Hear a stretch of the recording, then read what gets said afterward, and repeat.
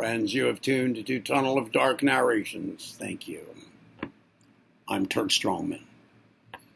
If you desire continued horror, look here for at least one new video per week, usually on Fridays. Please hit the thumb up below here. It'll show everybody that you like anything that you like. And I humbly request that you subscribe to the channel and click on the new upload notification bell. But please also remember to keep checking back in case the new upload notification feature doesn't actually notify you. Our present story, The Dismal Lake, by Tunnel of Dark Narrations, arises from actual events. It contains the haunting, the unrestful, and the phantasmal. Unavoidably, for they are the facts of the case. Without them, there'd be no story. And for us, right here, after the sound of the crystal bowl, there is only the story. Now on with the show. Now in Virginia, there is an area known as the Great Dismal Swamp. A specific lake comprising the swamp is called Lake Drummond. And there's a legend attached to Lake Drummond. According to this legend, a young man once lost his beautiful lover there. She drowned in the lake. And now on some nights one can see the young man's specter walking on the water, looking for her. I investigated the legend myself, and I'm going to tell you about that investigation and about a series of events surrounding it. But another thing here. Recently I uploaded to this YouTube channel a video called Love and Lament. Maybe you've seen it. And I indicated that the composition in the video serves as a tribute to Edgar Allan Poe, who is sometimes called the father of the American horror literature genre. Now, I had good reason for the tribute, I think, probably more than you can at first imagine. For I've had personal involvement with Edgar Allan Poe.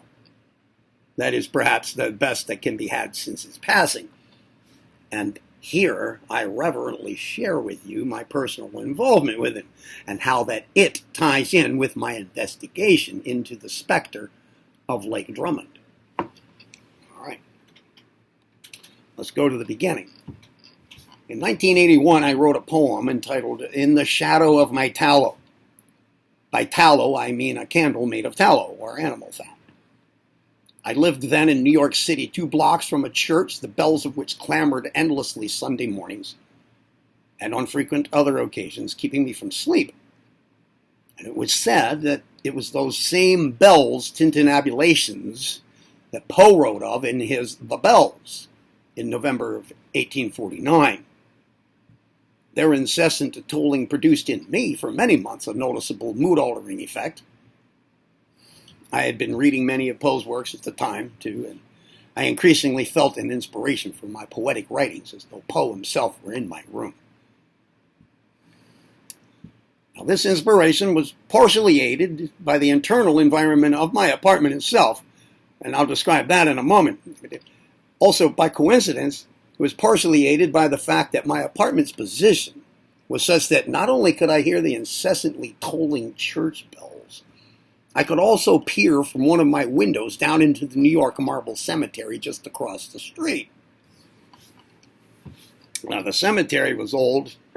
It was rather unkempt and grassy, and it was surrounded by high black iron fencing, which also housed a scattering of twisted trees in which lived an exceptionally large black bird, probably an old, grossly overgrown crow. But I think it's easy to understand that this bird then reminded me of the one that Poe wrote of in his The Raven. Thing is, excision from my mind, the feeling of Poe's influence upon me at that time would have been impossible had I even tried. Now, the internal environment of my apartment, I described that in a note associated with the poem In the Shadow of My Tallow. I'll just read you the note. It says, the poem was inspired at 67 East 2nd Street, New York, New York, one night during a cold winter storm. Wind hummed through the spaces between the bricks of my 6th floor walls, and blowing at the flame of my candle, it made shadows move.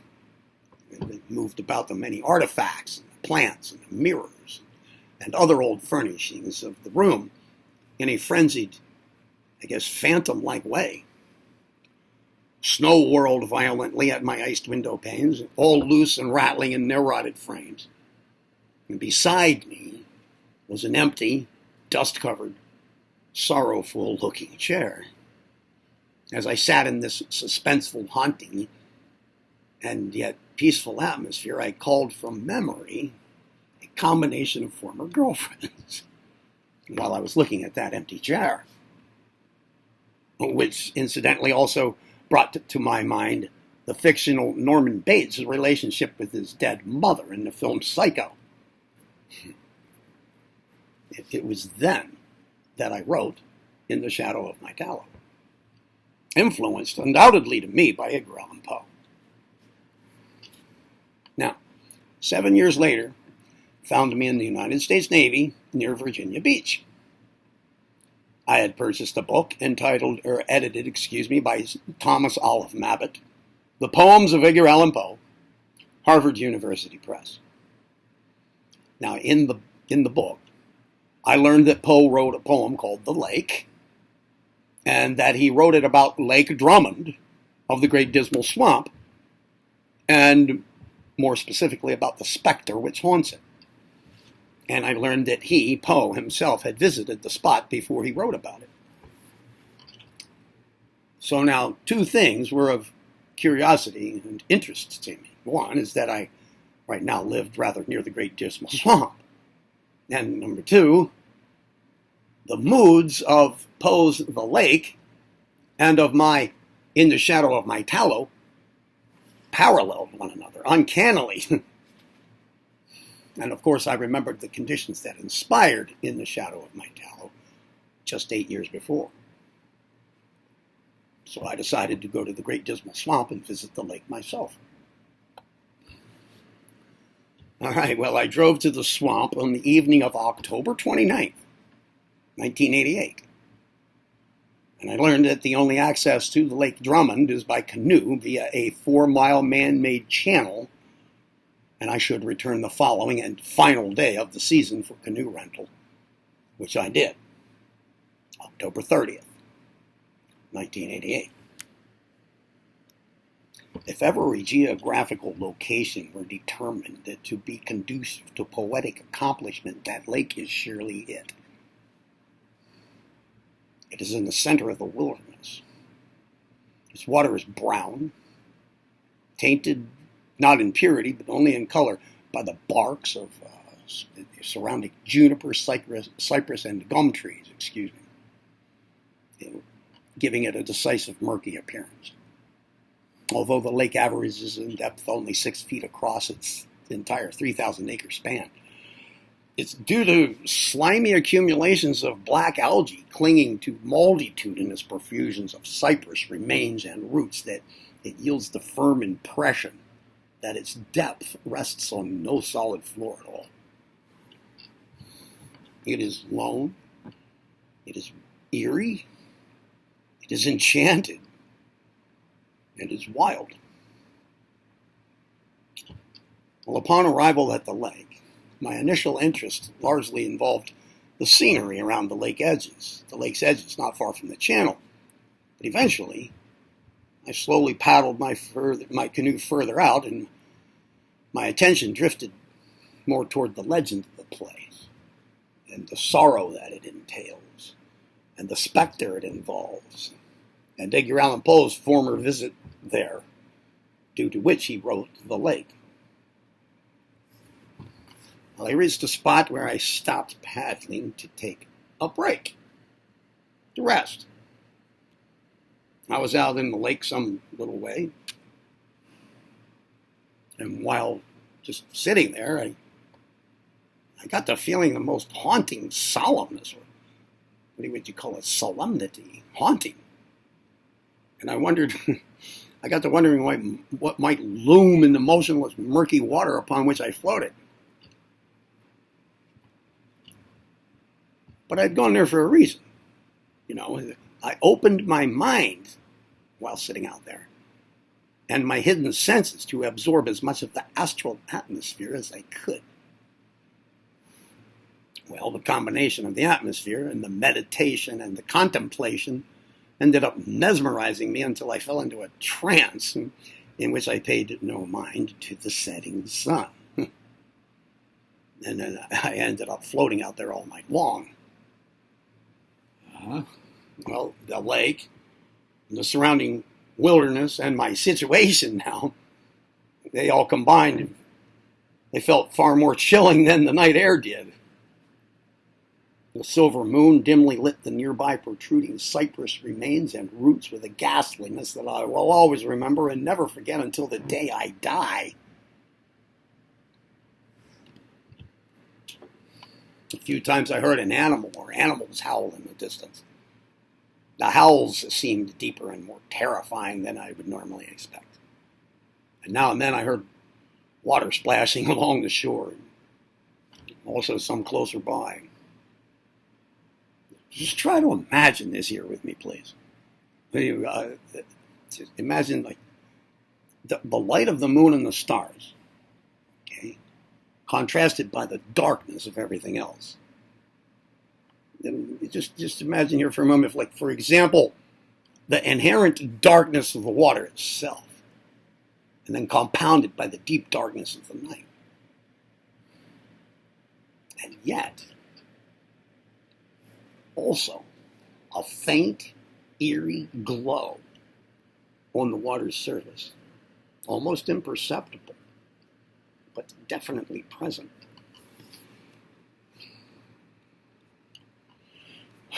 And then at one point, okay, something gently nudged my canoe from underneath. I stayed still, but I kind of glanced around for what might have done that. I've never felt fully certain over whether I really saw what I thought I saw. Slowly floating away from me was a hint of white color, the texture of which resembled a piece of fabric, barely risen above the surface, and then vanishing from my view. I'm sure I saw it, it's just that it seemed so perfect, too correct, too just right. And that's always left me with a slight feeling of disbelief. Are you still picturing this with me? Well, after that, there was nothing for quite a while, maybe an hour or two. All the sounds of the wilderness stopped. All still. A sort of enchanting terror overcame me. Not from within me. It saturated the surroundings, and it swept through me and around me in rhythmical waves. Yet there was a certain peace to it all, also, like a morbid kind of peace at a cemetery or when you're at a funeral. Morbid peace, enchanting terror. Well, the spectral visitant appeared to my left. As I became aware of its movement, I also realized that a layer of wispy fog had formed low across the surface of the lake, as close to me and as far from me as I could make out. Honestly, I don't know why I hadn't noticed it before. Maybe it had come on too gradually to register. But now, I saw the specter's vague phantom outline traverse the fog tendrils as a lingering waltz among a surface that I could no longer make out precisely. Nothing specific about the ghost's movement or presence in themselves invoked a sense of unbounded mourning and despair from the night. Rather, it was like a desire from the lake itself did it. A desire that arose from the water beneath me, magnetized by the longing will of her lover, whose heart never stopped adoring her and never stopped silently calling to her, and probably will continue just so until the lake exists no more. The specter's haunting yet hallowed search there, and it involved no acknowledgement whatsoever of my presence. Saturn itself has no melancholy, no emptiness comparable to that which animated this astral visitant. Let me remind you, I was there. I was really right there. I tell you no lies. I tell you only the truth. I perceived a minute and delicate disturbance in the placid layer of phosphorescence, creating a slowly moving wake of ripples to extend outwards, but which quickly dissipated. Then another appeared a little further off, soon followed by another. The effect continued until all around me, in the short distance I could see, ripples appeared one after another, with apparent randomness, each moving as though in slow motion, and then dying out within a few seconds. Soon the magnitude of these delicate disturbances slightly increased, though, and now I was able to determine their cause. Vaguely illuminated by the eerie glow, hints of white color gently arose to sight from the darkness below, and where they brushed against the surface, they created that effect, and then they sank again from sight. Their form and texture, although a bit indistinct, like what I'd thought I'd seen before, resembled tethers of fabric. They emerged and resubmerged with a tarrying slowness that really flooded me with terror.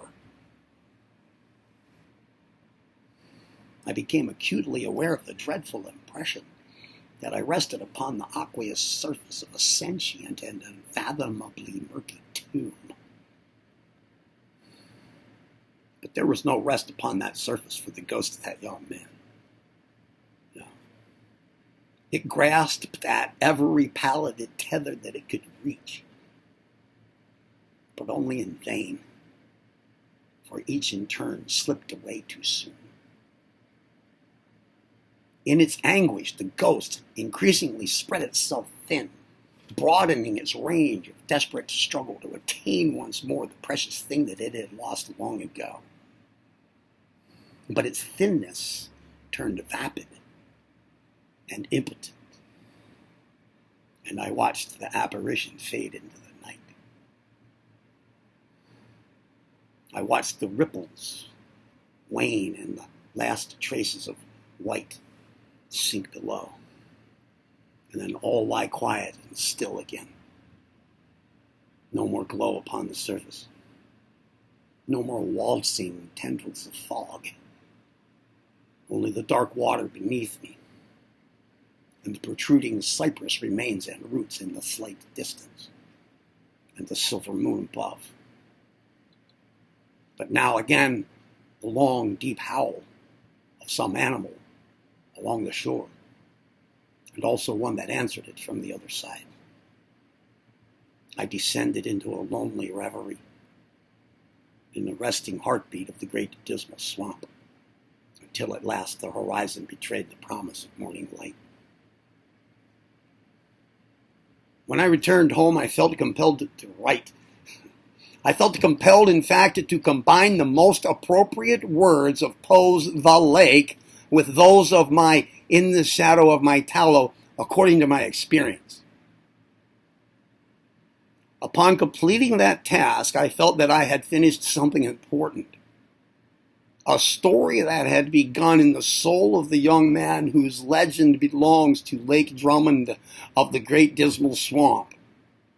And I believed that, commencing with the mood-altering effect of the tintinnabulation of the church bells 8 years before, I was led ethereally by Mr. Edgar Allan Poe to complete his telling of the story that for some reason he'd never managed to adequately articulate.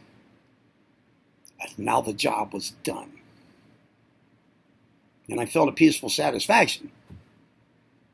And I felt a note of appreciation among the living and the dead.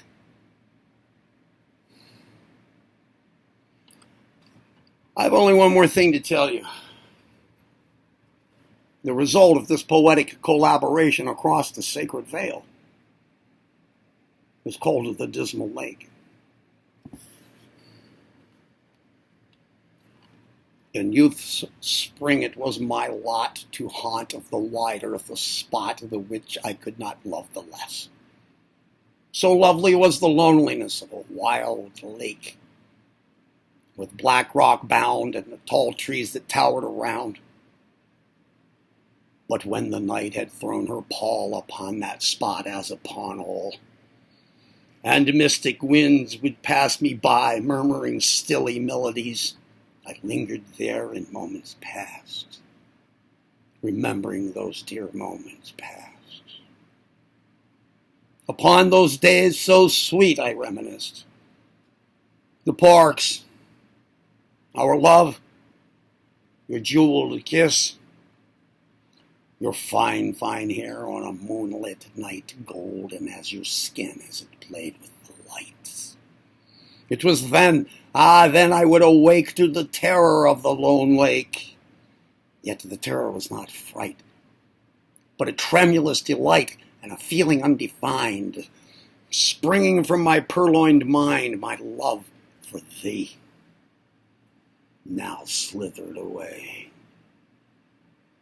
Death was in that poisoned wave, and in its depth unfitting grave, for the life, that fiery life you'd once flaunted always.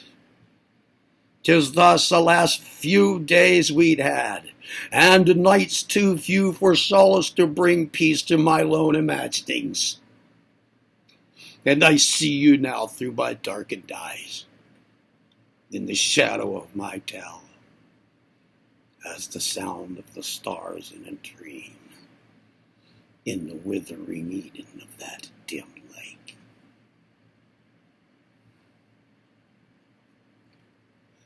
All of this is why I recently created that composition, Love and Lament, and narrated it here at Tunnel of Dark Narrations, in a tribute to Edgar Allan Poe.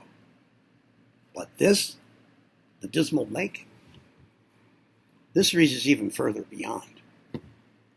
This is for the young man whose shade I saw on the night of October 30th, 1988. And for his lover whose desire silently and undyingly cries for him from those dark waters. Well, there is one last thing. This photo that I took as I paddled my canoe into the mouth of the lake. Right here.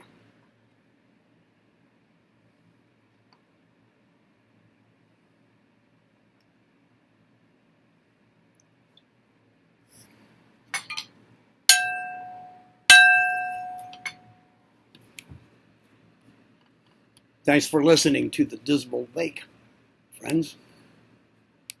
I hope you enjoyed this story, and that you felt the horror of the actual events from which it arose. And I really appreciate it if you give the story, a big thumb up below the video. And I welcome your comments further down.